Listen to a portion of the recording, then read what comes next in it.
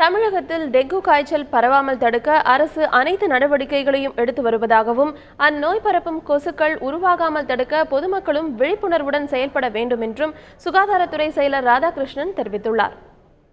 Dengue என்னன்னாக்க இந்த தொடர் மழை கொஞ்சம் எக்ஸ்டெண்ட் ஆன காரணத்தினால் சில பகுதிகளில் இந்த வாட்டர் டேங்க்ஸ் மற்றும் சில பிட்டாப்ஸ் ராஜபாளையத்தை பார்க்கும்போது இந்த தண்ணியை ட்ரம்ல தேக்கி வைக்கும்போது சரியா மூடாம இருக்கிற காரணத்தினால் அது கொஞ்சம் ஒரு ஸ்பர்ட் அங்கே இருந்தது. இப்போ அனைத்து மாவட்டங்கள்லயும் வேற எந்த மாவட்டத்திலையும் இது பிரச்சனையா இல்லை.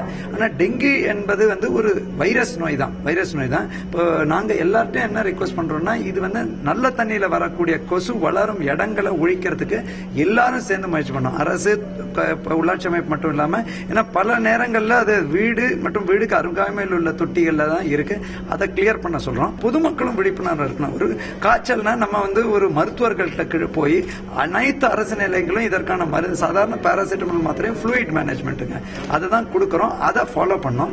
செகண்ட் இந்தியன் மெடிசின் இந்த இந்திய மருந்தகமான இந்த நிலவேம்பு மலைவேம்பு பப்பாளி இலைச்சாறு போன்றவை ரொம்ப நல்ல எதிர்ப்பு சக்தியை வளர்க்கறது.